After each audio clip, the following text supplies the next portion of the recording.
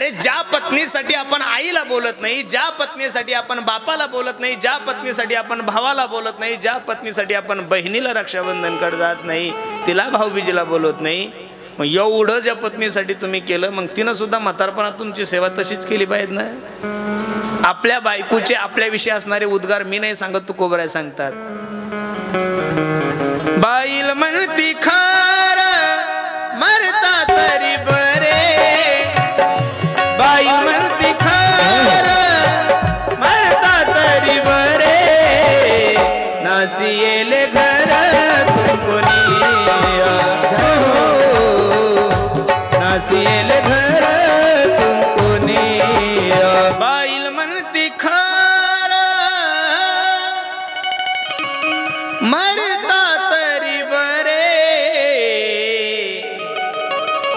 नासी येले घर कोणी.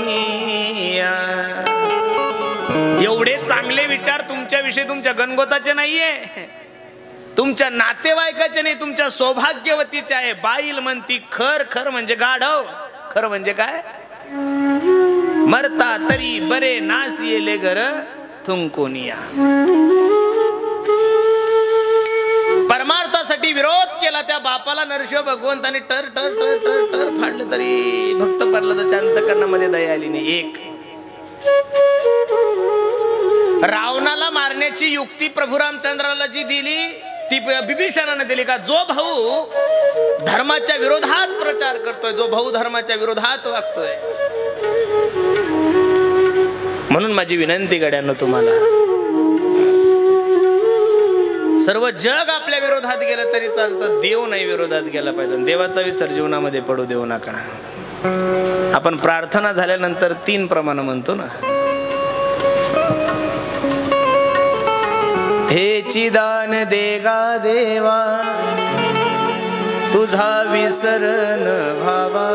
एक देव माझा, देव माझा, देव माझा माझा, देव माझा मी देवाचा, हीच माझी सत्यवाचा, अनाथ अपराधी पतिता गळा, परी पाया वेगळा नका करू. शुकाचार्य भगवान राजा परीक्षितीला सांगतात, राजा लोक देवाचं चिंतन करत नाही असा आरोप नाहीये, जन्मतःच प्रत्येक व्यक्ती हा धार्मिक असतो, पण प्रत्येक व्यक्ती होईल तोपर्यंत दुःखातच देवाचं चिंतन करतो, सुखामध्ये कोणी देवाचं चिंतन करत नाहीये.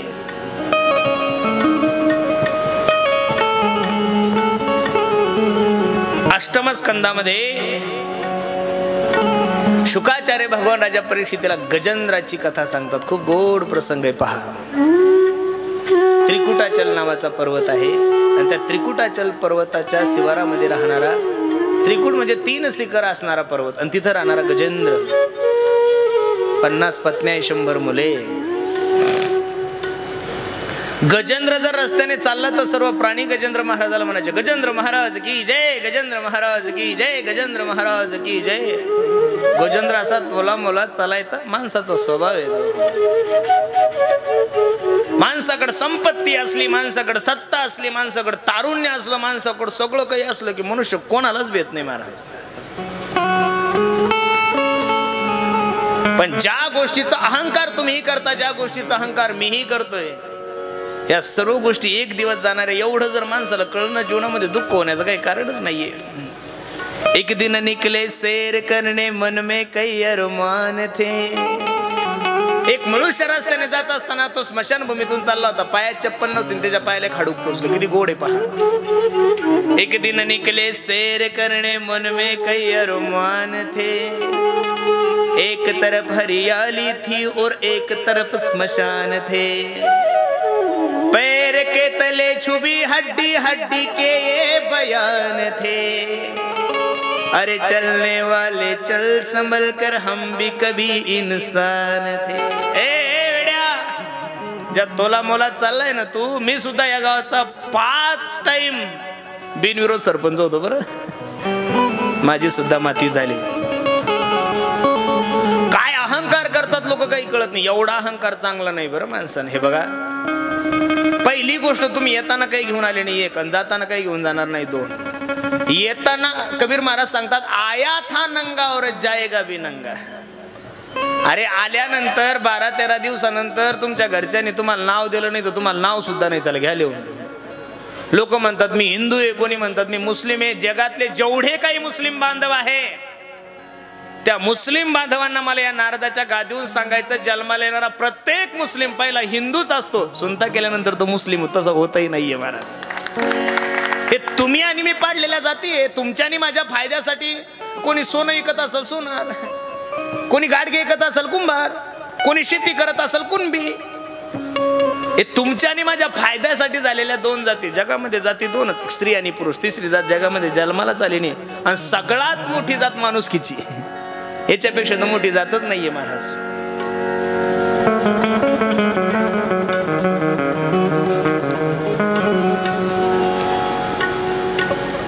मेल्यानंतर एका मिनिटात नाही, एका सेकंदात तुमचं नाव कट होतं. काय होतं? नाव कट होतं. एखादा महाराज मेला, मग लोक म्हणतात का महाराज येऊ राहिला. लोक म्हणतात कुठपर्यंत आली बॉडी? काय म्हणतात लोक? बॉडी कुठपर्यंत आली? मेल्यानंतर एका सेकंदात तुमचं नाव कट होतं. बसणारे मंडळी जे म्हणतात ना जमीन माझी, अरे तू जन्माला येण्याच्या अगोदर सुद्धा जमीन तिथंच होती. तुझा बाप जन्माला येण्याच्या अगोदर सुद्धा जमीन तिथंच होती. तुझा आजोबा जन्माला येण्याच्या अगोदर सुद्धा जमीन तिथंच आहे. तुझा आजोबा मेला तरी जमीन हल्ली नाही, तुझा बाप मेला तरी जमीन हल्ली नाही, तुझ्या सुद्धा गौऱ्या मसनात गेल्या पण जमीन अजून काही तिथून हल्ली. मग तुम्ही नेमका अहंकार कशाचा करताय? आम्हाला तर एवढं वाईट वाटतं महाराज. कधी कधी इच्छा नसते काही लोकांच्या घरी जायची. जेवू घालतात, बरं जेवण 2 चपात्याचं पण ऐकावं लागतं 12 चपात्याचं. जेवतात जेवतात नुसता घास घेतला की सांगता महाराज ही 100 एकर जमीन आहे ना ती आपली. अरे बाबा थांब, जेवू देणार रे देवा. काही लोक जेवायला बोलवतच नाही, त्यांचं घर पाहण्यासाठी बोलवतात. अजून आम्हालाच घर नाही, तुझं घर पाहून करायचं.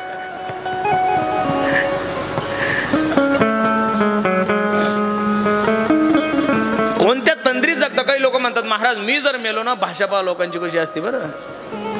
लड्डा साहेब काय म्हणतात लोक, मी जर मेलो ना महाराज तर असं समजा आमच्या चिखली तालुक्याचं राजकारणच संपलं. तू मरून तर बघ. लोक तुझ्यापेक्षा चांगलं राजकारण करतात. अरे पूर्वीचे म्हातारे लोक म्हणायचे इंदिरा गांधी गेली भारताचं काय होईल? काहीच झालं नाही भारताचा. इंदिरा गेली तर सोनिया आलीच ना, का भारत बंद पडला? सोनिया गेली, मोदी साहेब आले, उद्या तेही जातील आणि कोणी कोणीतरी येतील. ज्याच्यात नित्य बदल होतो, जिथं कोणा वाचून काही राहत नाही त्याला जग म्हणतात महाराज. अरे मेल्यानंतर काही राहत नाही तर जिवंतपणे काय राहणार आहे? आपण जर म्हणलं चला पंढरपूरला, लोक म्हणतात महाराज मी जर आलो ना तर असं समजा आमची पेरणीच होणार नाही. तू मरून बघ ना, तुझ्यापेक्षा लोक चांगली पेरणी करतात.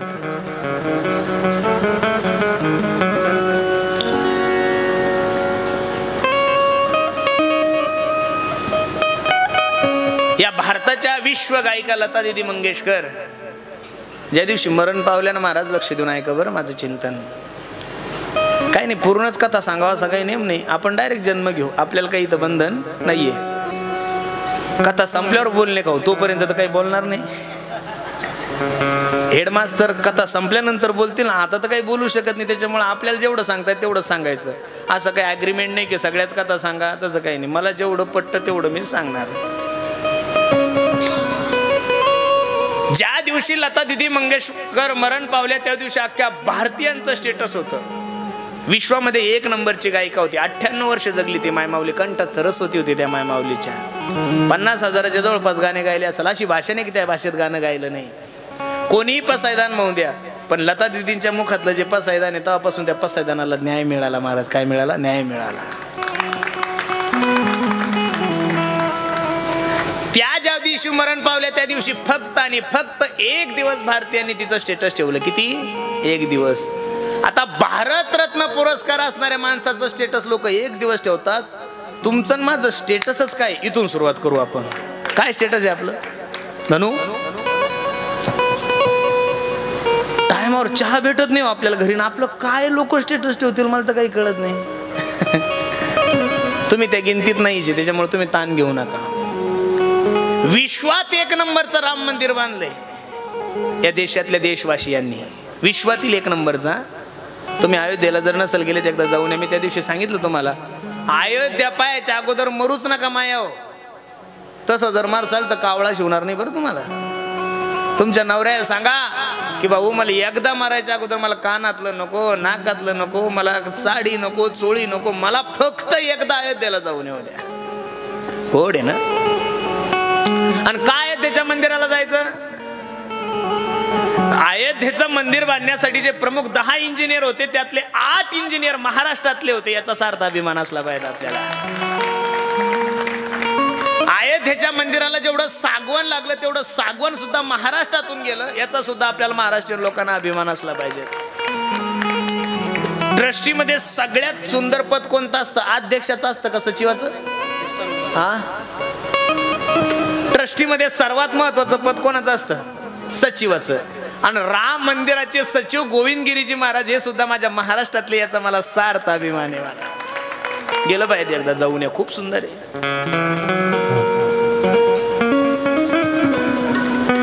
22 जानेवारीला राम मंदिराचा लोकार्पण सोहळा झाला, मूर्ती प्राण प्रतिष्ठा सोहळा झाला. अख्ख्या विश्वातील लोकांच्या मोबाईलचं स्टेटस राम मंदिर होतं, अख्ख्या विश्वातील लोकांचा. पण 23 जानेवारीला भारतातल्या कोणत्याच माणसाच्या मोबाईलचं स्टेटस नव्हतं. लक्ष देऊन ऐका बरं. मग राम मंदिरासारख्या जगातील सगळ्यात मोठ्या मंदिराचं स्टेटस लोक एक दिवस ठेवतात.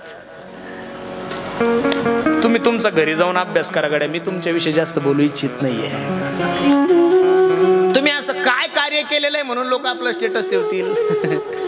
तुमचं असं काय समाजासाठी योगदान आहे, तुमचं काय असं देशासाठी योगदान आहे म्हणून लोक तुमचं योगदान हे ठेवतील. म्हणून सर्वांना माझी विनंती आहे, तुमच्या आणि माझ्या जीवनातला शेवटचा पर्याय देव आहे. माझी इच्छा आहे तुमच्या आणि माझ्या जीवनातला पहिला पर्याय देव असला पाहिजे. सकळ मंगळ निधी श्री विठ्ठलाचे नाम आधी. अरे दारूचा दुकानदार जर दुकान उघडतो, शेटर उघडतो, तो पहिली अगरबत्ती देवाला लावतो. देवाला काय म्हणतो माहिती का? देवा एखादा चांगला खानदानी बेवडा येऊ दे. खानदानी म्हणजे कळतो का तुम्हाला? पोरगही बेवड, बापही बेवडा, आजोबाई बेवडा, त्याला काय म्हणतात? खानदानी बेवडा. एखादा खाटीक असेल, मुस्लिम समाजाचा मनुष्य असेल आणि त्यानं जर बकरं कापलं आणि तो मांस विकत असेल तर मांस विकायच्या अगोदर पहिली तो देवाला अगरबत्ती लावतो आणि देवाला सांगतो, तू ज्या देवाला मानतो, अल्लाला मानत असेल, कोणाला मानत असेल, तो सांगतो देवा आज जरा चांगले गिराईक येऊ दे.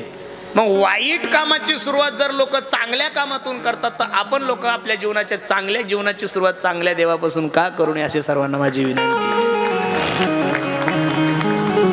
दुख में सुमिरन सब करे, सुख में करे न कोई.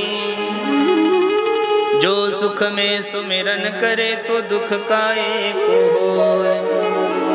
गजेंद्र रस्त्याने चालायचा त्यावेळेस सर्व मंडळी गजेंद्राला पाहून म्हणायचे, गजेंद्र महाराज की जय, गजेंद्र महाराज की जय. या जगाचा नेम आहे, जोवरी चळन गा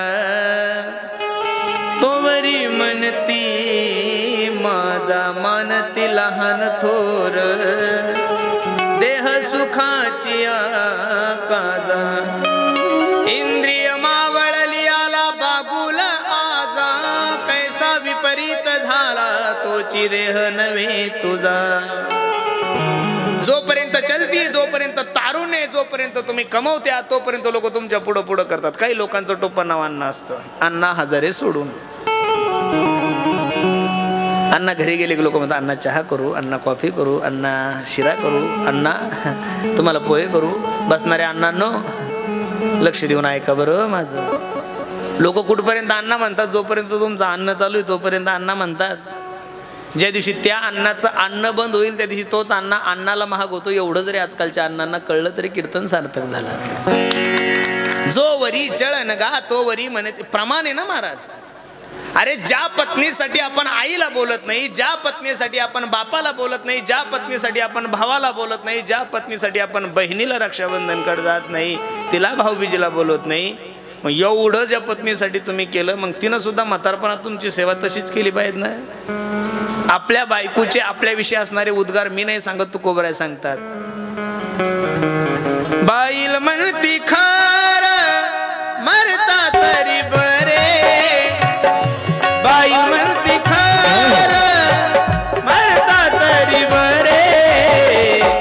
नासिएले घर तुमको निया, नासिएले घर तुमको निया।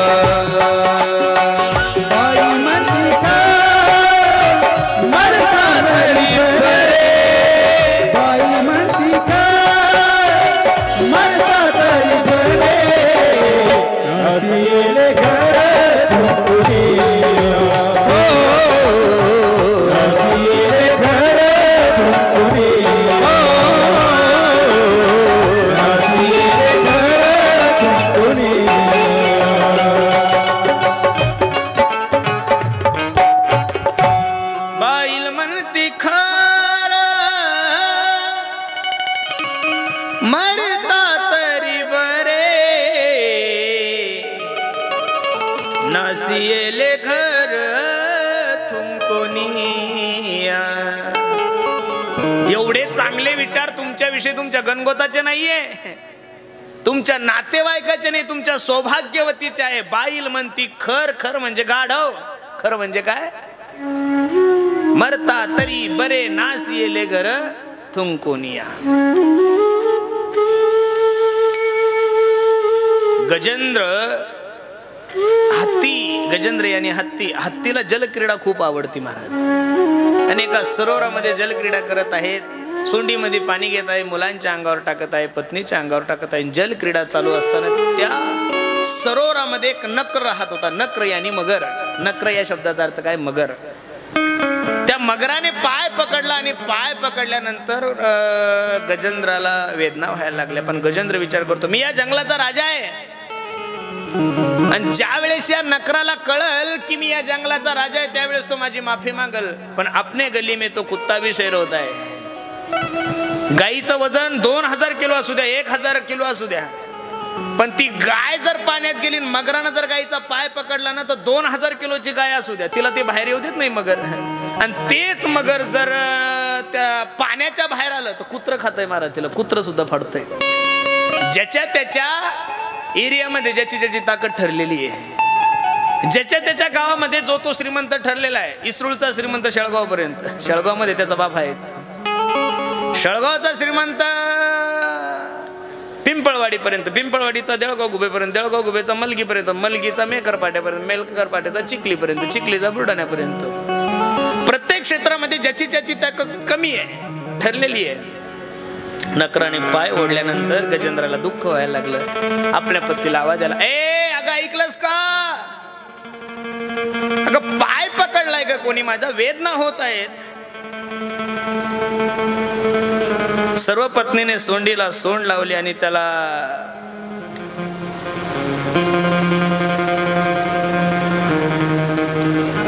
वरती काढण्याचा प्रयत्न केला, पण गजेंद्र काही मात्र वरती येत नाहीये। मुलानेही प्रयत्न केला, पत्नीनेही प्रयत्न केला। 1 दिवस, 2 दिवस, 4 दिवस, 6, 7, 17, 18 दिवस झाले, पण गजेंद्र काही पाण्याच्या वर येत नाहीये। शेवटी मुलं सांगू लागले, ए आई अगं जाऊ दे ना ग, पिकलेलं पाणी कधी ना कधी तरी पडणार आहे, त्याच्यामुळे आपण किती दिवस थांबायचं? हे वाक्य ज्यावेळेस गजेंद्राच्या कानावर पडलं त्यावेळेस गजेंद्राच्या डोळ्याला धारा लागल्या। गजेंद्र विचार करू लागला, अरे काय नाही केलं मी या मुलांसाठी? पाऊस जर आला तर त्यांना माझ्या वव्याखाली घेतलं, पण कधी पाऊस त्यांच्या अंगावर पडू दिला नाहीये। ऊन जर लागायला लागलं तर ऊन माझ्या पाठीवर घेतलं, त्यांना माझ्या हृदयाशी धरलं, पण त्यांना कधी ऊन लागू दिलं नाही। आणि संकटकालीन लोक मला सोडून जातील, हा जगाचा नियम आहे। 2-4 महिन्यापूर्वी पनवेलला एका ठिकाणी मी कीर्तनाला गेलो होतो। कीर्तन संपल्यानंतर एका चांगल्या मोठ्या माणसाने मला चहा घेण्यासाठी घेऊन गेलंय। लड्डा शेठ त्यांचं घरच कमीत कमी 50 ते 70 कोटीचं होतं। आणि चहा पेता पेता तो मनुष्य जोऱ्या जोऱ्यात रडायला लागला, ढसा ढसा रडायला लागला। मी म्हणलं ओळख नाही पाळख नाही, काय रडताय, काय दुःख असेल? मी म्हणलं बाबा काय झालं रडायला? काही नाही म्हणे महाराज, तुमचं कीर्तन ऐकून मला खूप तुमच्या समोर मोकळं व्हायची इच्छा झाली, मला सांगा ना काय त्रास आहे? काय नाही हो म्हणे महाराज, मी या पनवेल परिसरातील सगळ्यात मोठा श्रीमंत मनुष्य, पनवेलच्या एअरपोर्ट जवळ माझी 600 ते 700 एकर जमीन आहे आणि 1 गुंठा तिथला 25 ते 50 लाख रुपयाचा म्हणे महाराज, मी 50 ते 25 हजार कोटीचा मालक आहे हो। एक मुलगा आहे मला, तो अमेरिकेला राहतो। म्हणलं बर बर बर, मग 1.5 महिन्यापूर्वी त्याची आई मरण पावली, माझी पत्नी मरण पावली. आम्ही त्याला फोन केला, ए दाद्या, तुझी आई मरण पावली, 2 दिवस आम्ही तिची ठेवण्याची व्यवस्था करतो दवाखान्यामध्ये, फक्त मला विनंती, तू प्रायव्हेट फ्लाईट कर आणि इंडियामध्ये, देशामध्ये ये. त्या मुलाने आपल्या बापाला सांगितलं, पप्पा माझं खूप बिझी शेड्यूल आहे, माझं येणं होणार नाही, तुम्ही असं करा, अंत्ययात्रेच्या वेळेस मला व्हिडिओ कॉल करा, त्या व्हिडिओ कॉल मधून मी माझ्या आईची अंत्ययात्रा पाहतो. अरे ज्या पोरांना लहानचं मोठं करायचं, ज्यांच्यासाठी कबाड कष्ट करायचे, ज्याच्यासाठी रात्रंदिवस मेहनत करायची, ते जर पोरं म्हातारपणात आपल्याला बोलत नसल, व्यवस्थित वागत नसल, तर काय करायचं त्या पोरांना महाराज. आणि हा जगाचा नियम आहे. आज 75% 50% लोक संसारामध्ये दुःखी महाराज. पोरं बोलत नाहीये, घरात कोणी सांभाळत नाही. अरे जे आपल्या मायबापाला सांभाळत नाही, त्या सर्वांना माझी विनंती, तुम्ही सुद्धा कधी ना कधीतरी म्हातारे होणारच आहात ना. ज्या सुना आपल्या सासांना त्रास देतात, त्या सुनांना सुद्धा माझी विनंती आहे, तुम्ही सुद्धा कधी ना कधी कोणाची सासू होणारच आहे ना. हे दिवस तुमच्यावर येणार आहे. बरं, हे काही सत्ययुग नाही, द्वापर युग नाही. तर सकाळी केलं की संध्याकाळी भरावं लागतं, आणि संध्याकाळी केलं की सकाळी भरावं लागतं. म्हणून तुम्ही जसा पेरसाल तसाच उगवाल, याच्यापेक्षा जास्त उगवणार नाहीये. म्हणून सर्वांना माझी विनंती आहे, पेरत असताना थोडं चांगलं पेरा. बरं, पेरत असताना कसं पेरा, चांगलं पेरा, म्हणजे चांगलं उगवाल.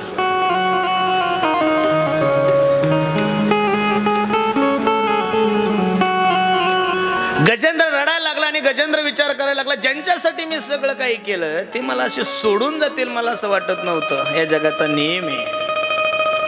आणि ज्यावेळेस सर्व पर्याय थांबतात ना माणसाचे, त्यावेळेस माणसाच्या समोर एकच पर्याय असतो, तो म्हणजे भगवंत, भगवंत आणि भगवंत.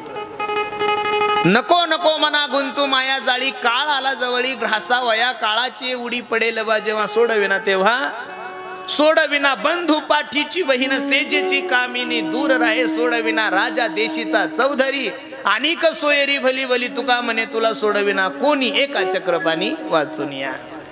मग जगाचा मालकच जर तुम्हाला त्या दुःखातून सोडवणार आहे, जगाचा मालकच जर तुम्हाला या संसारूपी नौकेतून पार करणार आहे, तर माझी विनंती आहे, पहिला पर्याय आपण देवाला का देऊ नये. लोक शेवटचा पर्याय देतात. सगळं करून करून करून भागले की मग म्हणतात, चला आपण आता देवाला नमस्कार करू. अजिबात नका करू.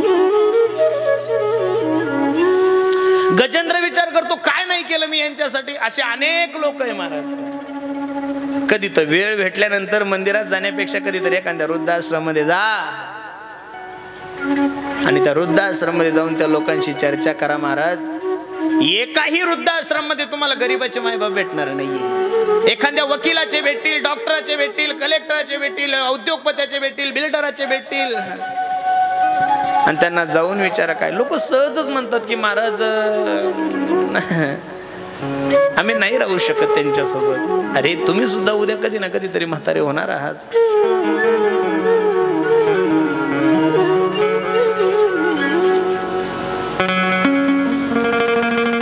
रडायला लागला गजेंद्र. काय करावं, कसं करावं, काय करावं त्याला कळालं. आता आपल्या हातातून तर गेलंय. आता या विश्वाचा जो मालक आहे त्याला गजेंद्राने काय केली, धावा केला गजेंद्राने. एवं व्यवसितो बुद्ध्या समाधाय मनोरदी, जजाप्यं परमं जाप्य प्रज्ञजन्मानुशिक्षितम्. जो कोणी या जगाचा मालक आहे, जो कोणी या विश्वाचा पालनहारता आहे, त्यांनी मला या संकटातून मुक्त करावं. हा कहे लक्ष्मी, ती कहे गजराज. देव येतो ना हो महाराज, येत नाही असं नाही, येतोय. फक्त त्याला बोलवण्यासाठी तुम्हाला तेवढं ताकद निर्माण करावं लागेल. कौन कहते हैं भगवान खाते नहीं, कौन कहते हैं भगवान रोते नहीं, कौन कहते हैं भगवान आते ना भगवान, लेकिन द्रौपदी की तरह तुम बुलाते नहीं. कौन कहते हैं भगवान खाते नहीं, खाते हैं ना, लेकिन नामदेवराज जी की तरह तुम खिलाते नहीं. कधीतरी देवाने माझ्या हाताचा नैवेद्य खावा अशी अपेक्षा तुमच्या आणि माझ्या अंतकरणात निर्माण झालीच नाही. मग कसा देव खाईल. एक मारवाडी भजन आहे, थाली भर के लायो रे खिचड़ी, जय हो। थाली भर के लायो रे खिचड़ी, ऊपर घी की बाटली। थाली भर के लायो रे खिचड़ी, ऊपर घी की बाटली। जी मो मारा शाम धना, जी माँ में बेटी जाट की जी, माँ में बेटी जाट के। थाली भर के बेटी जाट की।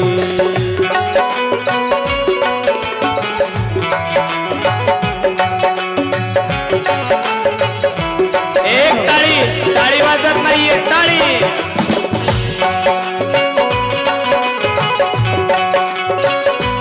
जय हो।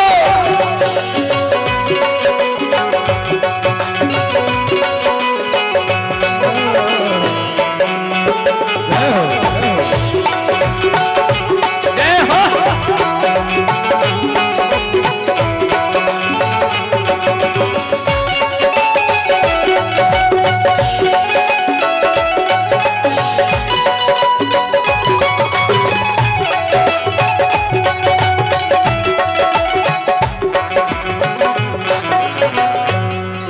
बाबा मारो गाँव गए हैं, ना जाने कब आएगो। उनके भरोसे बैठे गए तो भूखा ही रह जाएगो। आज जिमाऊ तने खिचडो, खिचडो मारवाड्यामध्ये काय म्हणतात? खिचडो, आमच्याकडे भात। आज जिमाऊ तने खिचडो, काल राबडी घाट की। जीमो मारा शान धनाची, माम बेटी जाट की जी, माम बेटी जाट की। थाली भर के लायो रे खिचड़ी, ऊपर घी की बाटली। थाली भर के लायो रे खिचड़ी, ऊपर घी की बाटली। जीमो मारा शाम धनाची, माँ में बेटी जाट की जी, माँ में बेटी जाट की।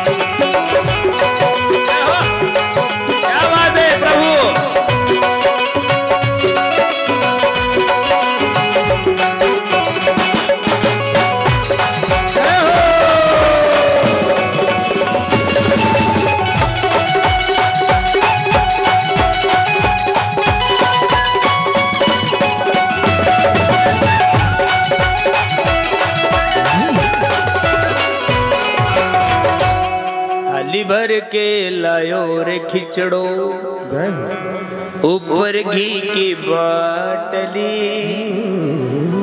जी मारा शाम धना, जी माम बेटी जाट की जी, माम बेटी जाट की। जगाचा मालक खात नाही असं नाही, खातोय ना, पण खाऊ घालण्यासाठी तुम्हाला काय व्हावं लागल? विदुर काका व्हावं लागल ना महाराज। कोण कहते है भगवान रोते नहीं, रोता ना, रडतोय, रडत नाही असं नाहीये महाराज। देख सुदामा की दीन दशा, करुणा करके करुणा निधि रोए। पानी परात को हाथ छो नहीं, नैनन के जल से पग धोए। एक हात माझ्या निवृत्तीनाथ दादाने धरलेला आहे, एक हात माझ्या भगवंताने धरलेला आहे। आणि ज्ञानोबरायच्या समाधी अवस्थेचा प्रसंग आहे, किती गोड आहे पहा ना। जगाचा मालक रडतोय, रुक्मिणी आई साहेब पांडुरंगाला सांगतात, पांडुरंगा अनेक संत महंत या महाराष्ट्रात जन्माला आले हो, अनेक लोक निघून गेले, ज्ञानोबरायच्या जाणीनं तुम्हाला एवढं मोठं दुःख का होतंय? त्यावेळेस पांडुरंगाच्या मुखातले उद्गार किती गोड आहे. देव म्हणती